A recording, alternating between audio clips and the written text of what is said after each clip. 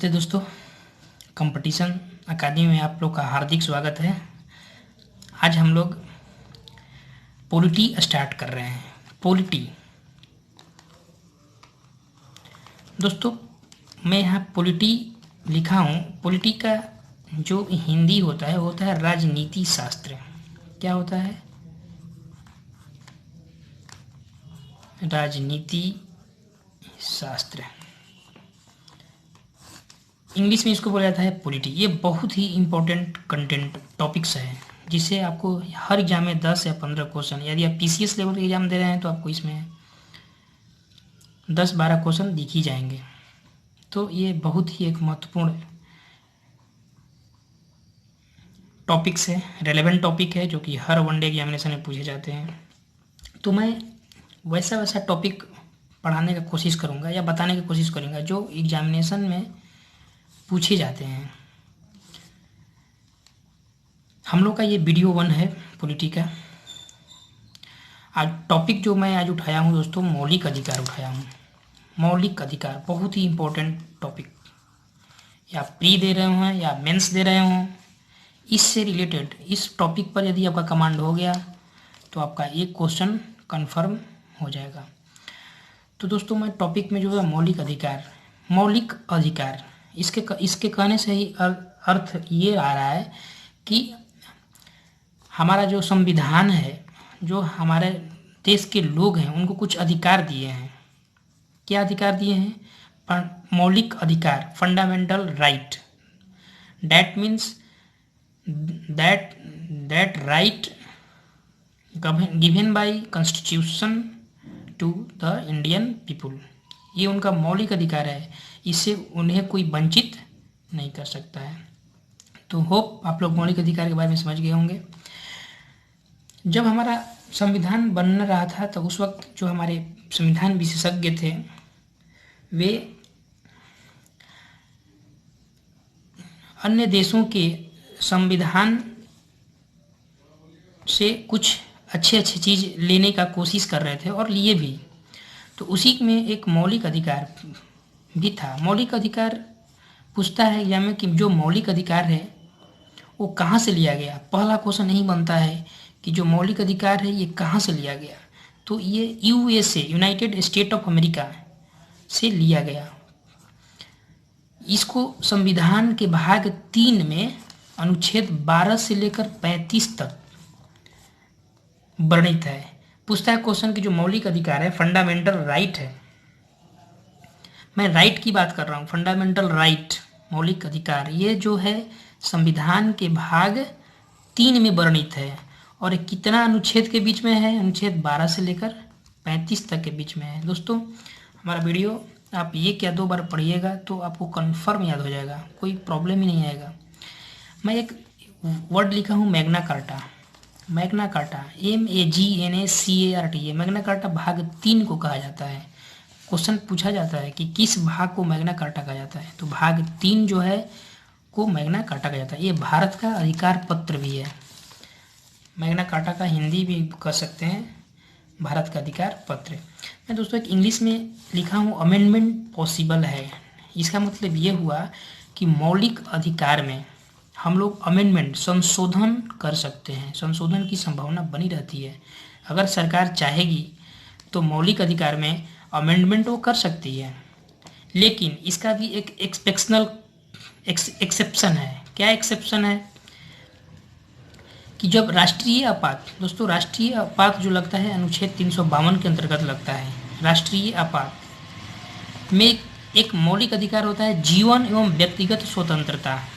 जो होता है जीवन एवं व्यक्तिगत स्वतंत्रता को छोड़कर अन्य मौलिक अधिकारों को सस्पेंड किया जा सकता है। कब? जब देश में राष्ट्रीय आपात होल्ड हो गया हो और सरकार को ऐसा लग रहा हो, तो इसमें एक ही मौलिक अधिकार को छोड़ा जाएगा, जीवन एवं व्यक्तिगत स्वतंत्रता। व्यक्ति की स्वतंत्रता एवं उसका लाइफ को छोड़ दिया जाएगा और बाकी जितने भी फंडामेंटल राइट दिए गए हैं कॉन्स्टिट्यूशन द्वारा इंडियन पीपल को, उसको सस्पेंड कर दिया जाएगा। नेक्स्ट टॉपिक में क्या है कि जो मूल संविधान था उसमें 7 मौलिक अधिकार दिए गए थे। कितने दिए गए थे? 7 मौलिक अधिकार दिए गए थे।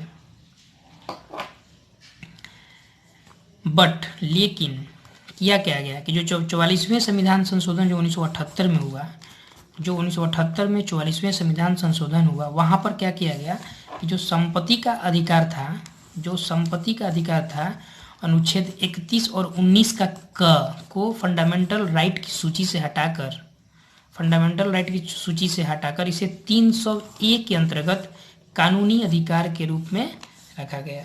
यानी जब जो संपत्ति का अधिकार फंडामेंटल राइट था उसको सरकार ने 44वें संविधान संशोधन, कभी का अभी आजकल के जो वनडे एग्जाम है उसमें दोस्तों पूछ दिया था कि कौनवा संविधान संशोधन ऐसा किया गया था, किस संविधान संशोधन में ऐसा किया गया था। तो आपको आपका आंसर होना चाहिए कि 44वें संविधान संशोधन 1978 में जो हुआ था उसमें संपत्ति का अधिकार जो अनुच्छेद 31 और 19 के क में था उसको फंडामेंटल राइट से एक्सक्लूड कर दिया गया और उसको कानूनी अधिकार बना दिया गया और उसको कहाँ रखा गया, 300A के रूप में रखा गया। दोस्तों जो फंडामेंटल राइट का जो कंसेप्ट है, ये जब कांग्रेस का अधिवेशन कराची में हो रहा था, जो कराची दोस्तों अभी जो पाकिस्तान में है, वहाँ जो सरदार वल्लभ भाई पटेल की अध्यक्षता में कांग्रेस ने अपना घोषणा पत्र में इसको लाया था। इसका जो ड्राफ्ट था, यानी जो इसका प्रारूप था, वो किसने तैयार किया, जवाहरलाल नेहरू ने। हो सकता है एग्जाम में पूछ दे कि जो फंडामेंटल राइट था उसका ड्राफ्ट किसने प्रिपेयर किया, तो आपका आंसर बताना है जवाहरलाल नेहरू। दोस्तों अब आइए पढ़ते हैं मौलिक अधिकार की संख्या जो अभी है वर्तमान में जो है एट प्रजेंट जो मौलिक अधिकार है वो इसकी जो संख्या है 6 है। कुछ कभी कभी एग्जामिनेशन पूछ दिया गया अब वर्तमान में मौलिक अधिकार की संख्या कितना है, ऑप्शन आपको डाल देगा 4, 6, 7, 8, तो आपको 6 मारना है, नॉट 7। वो मूल संविधान में था, दोनों का डिफरेंस यही है। जो मूल संविधान में था वो कितने मौलिक अधिकार थे, 7, लेकिन मैं आपको बताया कि जो अमेंडमेंट हुआ उसके अंतर्गत संपत्ति का अधिकार जो फंडामेंटल राइट में था उसको हटा के कानूनी अधिकार बना दिया गया था, एक कम हो गया तो बच गया 6।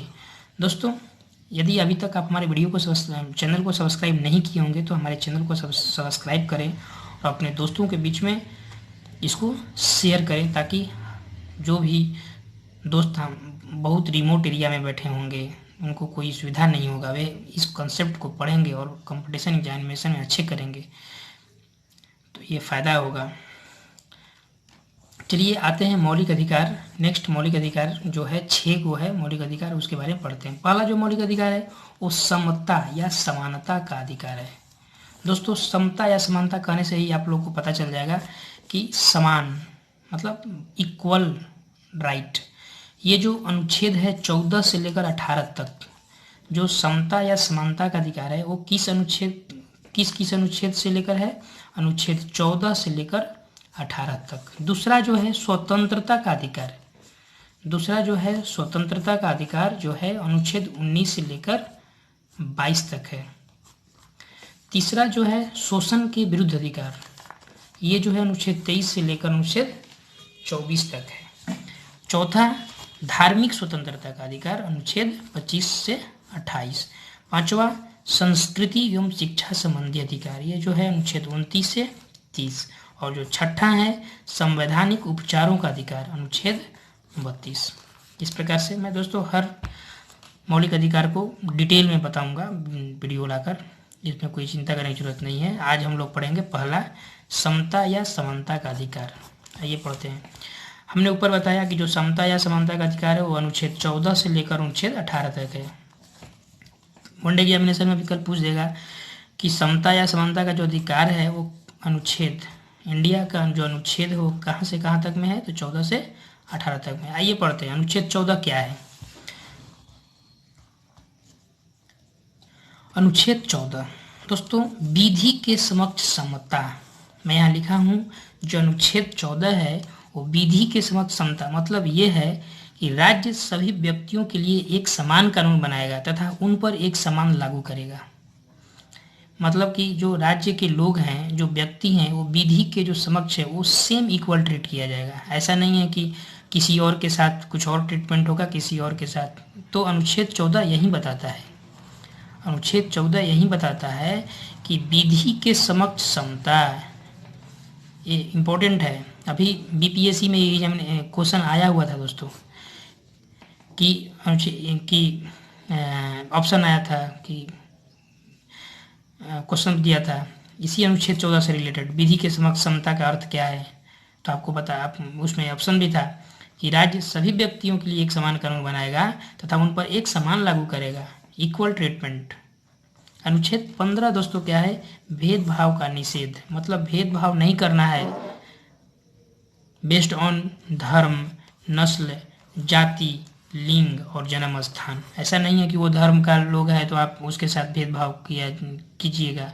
तो अनुच्छेद जो 15 है वो प्रोहिबिट करता है कि आपको भेदभाव नहीं करना है। राज्य में राज्य जो है व्यक्तियों के साथ धर्म, नस्ल, जाति, लिंग और जन्म स्थान के आधार पर भेदभाव नहीं कर सकता है। अनुच्छेद 16 लोक नियोजन के विषय में अवसर की समता। लोक नियोजन मतलब दोस्तों रिक्रूटमेंट, यदि राज्य में जो भी रिक्रूटमेंट होगा वो हर व्यक्ति के लिए इक्वल चांस दिया जाएगा। ऐसा नहीं है कि किसी को उसमें बायस होगा, पार्शलिटी होगी, नहीं, सभी व्यक्तियों के लिए समान अवसर प्रदान किया जाएगा। एक्सेप्शनल केसेस में जैसे अगर कोई शेड्यूल्ड कास्ट है, कोई शेड्यूल्ड ट्राइब है, कोई अदर बैकवर्ड कास्ट है, तो उनके लिए तो संविधान में प्रोविज़न किया गया है, जितना भी जो रिजर्व सीट है वो एक्सेप्शनल केसेस में आ जाता है। But excluding this types of exceptional, बाकी जो बचे उनके हैं कि राज्य को इक्वल ट्रीटमेंट करना है। अनुच्छेद 16 यही बोलता है कि यदि रिक्रूटमेंट राज्य करता है तो ये लोगों को छोड़कर बाकी में जो भी है उसको अवसर जो दिया जाएगा वो इक्वल होगा। अनुच्छेद 17 दोस्तों एग्जामिनेशन में पूछता है, इम्पोर्टेंट है कि ये क्या करता है, अस्पृश्यता का अंत। इसके उन्मूलन के लिए इसे दंडनीय अपराध घोषित किया गया। जो अनुच्छेद 17 है ये अस्पृश्यता का अंत करता है। अनुच्छेद 18 दोस्तों ये इम्पोर्टेंट तो नहीं है बट पढ़ लीजिए, अच्छा रहेगा। अनुच्छेद जो 18 है ये उपाधियों का अंत बोलता है। क्या बोलता है, उपाधियों का अंत। अगर सरकार चाहेगी तो आपका उपाधि इसमें होता क्या है कि जो सेना या विधा संबंधी सम्मान के बजाय अन्य कोई उपाधि राज्य प्रदान नहीं करेगा। और without president consent don't accept foreign award, आप बिना राष्ट्रपति की अनुमति के बिना आप फॉरेन अवार्ड यानी कोई विदेशी अवार्ड नहीं ले सकते हैं। इसमें एक और है कि जो भारत रत्न होता है, पद्म विभूषण होता है, पद्म भूषण होता है और पद्म श्री जो होता है, या सेना द्वारा जो दिया जाता है अवार्ड, परमवीर चक्र, महावीर चक्र, वीर चक्र, इसी अनुच्छेद 18 के द्वारा दिया जाता है। तो उपाधियों का अंत अनुच्छेद 18। दोस्तों एक बार आइए इसको क्विक रिवीजन कर लेते हैं ताकि एक बार फिर से माइंड में आ जाएगा। 1 या 2 मिनट में रिवीजन होगा। मौलिक अधिकार यूएसओ से लिया गया, ये संविधान के भाग 3 में है, अनुच्छेद 12 से 35। भाग 3 को भारत का अधिकार पत्र कहा जाता है, इंग्लिश में मैग्ना कार्टा बोलते हैं। मौलिक अधिकार में अमेंडमेंट पॉसिबल है। इसका मूल संविधान में 7 था बट संपत्ति के अधिकार को कानूनी अधिकार बना दिया गया, तो अब मौलिक अधिकार की संख्या 6 रह गया है, जिसमें पहला क्या है, समता या समानता का अधिकार, अनुच्छेद 14 से लेकर 18 तक है। स्वतंत्रता का अधिकार अनुच्छेद 19 से लेकर 22 तक है। शोषण के विरुद्ध अधिकार 23 से 24। धार्मिक स्वतंत्रता का अधिकार अनुच्छेद 25 से 28। संस्कृतियों में शिक्षा संबंधी अधिकार अनुच्छेद 29 से 30 और संवैधानिक उपचारों का अनुच्छेद 32। समता या समानता का अधिकार में दोस्तों क्या है, अनुच्छेद 14 क्या बोलता है कि विधि के समक्ष समता, यानी राज्य सभी व्यक्तियों के लिए एक समान कानून बनाएगा और उसे एक समान लागू करेगा। अनुच्छेद 15 क्या कहता है कि भेदभाव का निषेध, राज्य को व्यक्ति के साथ धर्म, नस्ल, जाति, लिंग और जन्म स्थान पर भेदभाव नहीं करना है। अनुच्छेद 16 क्या करता है, बोलता है कि लोक नियोजन के विषय में अवसर की समता होना चाहिए, एक्सेप्शनल केसेस में जैसे ST छोड़ दीजिए तो। अनुच्छेद 17 क्या बोलता है, अस्पृश्यता का अंत, इसके उन्मूलन के लिए दंडनीय अपराध घोषित किया गया। अनुच्छेद 18 क्या, उपाधियों का अंत, विदाउट प्रेसिडेंट आप किसी अन्य देश का अवार्ड नहीं ले सकते हैं। तो इस प्रकार से दोस्तों ये आप लोगों का वीडियो कैसा लगा जरूर कमेंट करके बताइए। आप लोग के लिए मैं अच्छा इस प्रकार की वीडियो नेक्स्ट लाते रहूँगा। तब तक के लिए जय हिंद, जय दोस्तों, जय हिंद, जय भारत दोस्तों।